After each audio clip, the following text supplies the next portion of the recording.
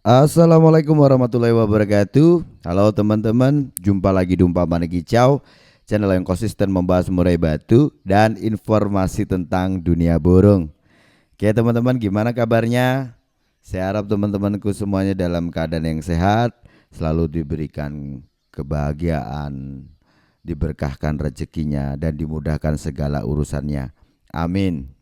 Teman-teman, seperti biasanya saya akan menanggapi. Ini ada komentar dari Mas Bohon ya. Om Sanda mau nanya, saya punya murai pas dicoba gantang ngelowo terus on. Mau nembak terus ngelowo lagi dan on lagi begitu seterusnya sampai akhir penilaian. Posisi ngelowo sambil nyerang lawan dan nempel jeruji. Set harian JK 33, jemur 1 jam, mandi seminggu 2 kali. Posisi pas dicoba burung kurang kondisi, kotoran terpantau encer berair. Mohon pencerahannya Om Sanda. Terima kasih sebelumnya dan sehat selalu buat Om Sanda. Oke Om, ini aku langsung bisa tebak ya bahwa kondisi di burungmu itu ya memang betul kurang kondisi itu tadi. Bisa jadi ya burungmu itu ada masalah dengan pencernaannya. Kamu katakan di sini kan terpantau kotorannya itu encer berair ya. Sedangkan burungmu itu hanya makan jangkrik tiga saja. Dan tentunya pakan pokoknya adalah fur kan. Harusnya ya dia kotorannya tuh berserat ya, nggak encer berair seperti itu kan begitu ya. Nah, burungmu dalam kondisi yang tidak bagus ya, tidak fit, tentu saja tidak prima kondisinya, tapi kamu tetap paksakan. Akhirnya yang terjadi seperti ini, di mana burung itu sebenarnya punya karakter bagus sebenarnya ya. Burungnya dia punya semangat tarung juga ya. Dengan keterbatasan kondisi ini tadi, dia tetap ada semangat tarung kan gitu ya. Akhirnya yang terjadi apa? Burungmu itu ya dia ada ekspresi untuk mengimbangi permainan, hanya saja karena kondisinya kurang bagus. Akhirnya yang terjadi seperti ini, burungmu ada ngelowo bunyi, ngelowo bunyi, ngelowo bunyi, begitu kan ya. Biasanya ini untuk dada ya, bulu dada itu biasanya sih nggak ngembang ya kalau dengan kondisi yang tidak bagus seperti ini gitu Om. Nah untuk seterusnya gimana?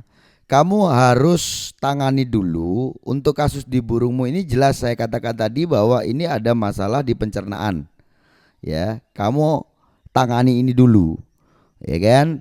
Kamu bisa berikan obat dulu seperti mana Makvol seri B ya. Kalau dirasa untuk pemberian kayak Super N atau obat-obat yang lain kok kurang gitu ya, terus tidak sembuh, kamu coba aja nanti bisa pakai Makvol seri B.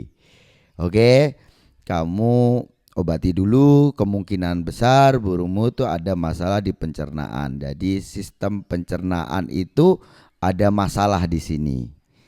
Gitu ya. Dan ini jangan sampai berlarut karena nantinya akan berdampak yang nggak bagus di burung itu. Kalau sampai infeksi ya dan itu akut nantinya, itu kan nanti akan apa bermasalah terus gitu ya dari sistem pencernaan ini. Ya burungmu pasti tidak akan kondisi nantinya walaupun kamu kasih banyak sekalipun, yang harapannya memberikan banyak ini supaya kondisinya bagus ya, tapi karena pencernaan itu tidak bisa mencerna dengan baik, ya gimana bisa terserap tubuh burungmu gitu kan ya. Akan percuma itu nantinya. Itu dulu. Jadi ditangani dulu, diobati dulu, setelah itu baru memaksimalkan lagi untuk kualitas rawatanmu. Ya kan? Jadi permasalahan di burung ini itu nggak jauh-jauh ya, sebenarnya yang paling umum ditemukan itu masalah saluran pencernaan dan saluran pernapasan. Ya, di burung itu seperti itu. Nah, kalau hubungannya dengan saluran pencernaan seperti ini gitu ya, kalau dibiarkan tidak segera ditangani, oke untuk awal burungmu kondisinya kurang fit gitu ya, tapi lambat laun itu nanti apa? Burungmu nyilet. Kalau udah nyilet biasanya agak sulit untuk pemulihannya. Gitu Om ya. Jadi coba saja nanti ditangani dulu lah. Untuk masalah pencernaan ini kamu obati dulu.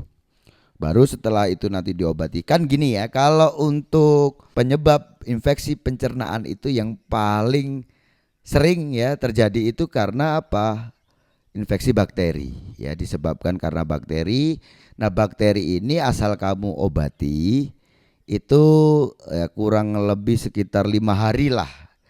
Jangan lebih dari 5 hari ya, atau jangan lebih dari seminggu ya. Kalau lebih dari seminggu biasanya nanti resisten nanti dia. Akhirnya apa? Jadi apa-apa yang masuk ke burungmu itu juga tidak akan terserap dengan baik gitu ya. Karena obat untuk bakteri ini tadi ya, atau antibiotik itu kan membunuh semua bakteri. Mau bakteri bagus, mau bakteri yang jahat gitu ya, itu semua terbasmi. Nah, sedangkan untuk pencernaan burung murai batu itu tergantung pada enzim. Masalahnya kalau bakteri ini tidak ada untuk pencernaan juga nanti akan jadi masalah gitu kan ya, tidak akan terserap, nutrisi itu tidak akan terserap di tubuh burung. Jadi pastikan aja burungmu itu mendapatkan antibiotik yang bagus gitu ya. Kamu kasih ke burungmu dengan jarak waktu 5 hari berturut-turut gitu, atau mentok sampai seminggu lah gitu ya. Itu sembuh nggak sembuh hentikan dulu ya. Nanti kalau dirasa belum sembuh kamu bisa ulangi lagi, mungkin 3 hari kemudian baru diberikan obatnya lagi gitu Om ya. Diatasi dulu itu, nanti kalau sudah sembuh kamu lihat di kotorannya udah bagus. Jadi normalnya kalau burung itu memakan pakan pokoknya adalah fur, kotoran yang dikeluarkan itu tetap apa?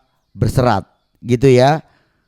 Ya, beda cerita kalau EF-nya banyak. Anggap aja kroto secepuk ya, jangkriknya mungkin 15-15. Ya, kamu akan melihat kotoran itu akan cair gitu ya. Karena apa? Yaitu tadi kan kotoran tinggi protein kurang serat kan.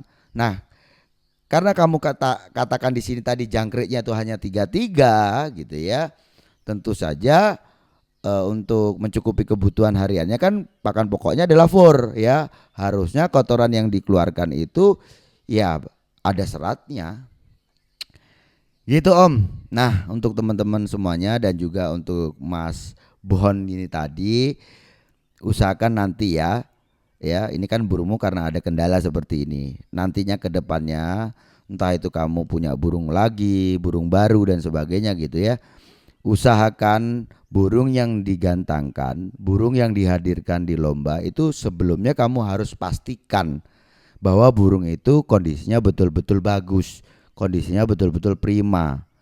Kenapa sih pemain-pemain itu kok mereka saat menjelang lomba itu ada istilah settingan lomba gitu ya.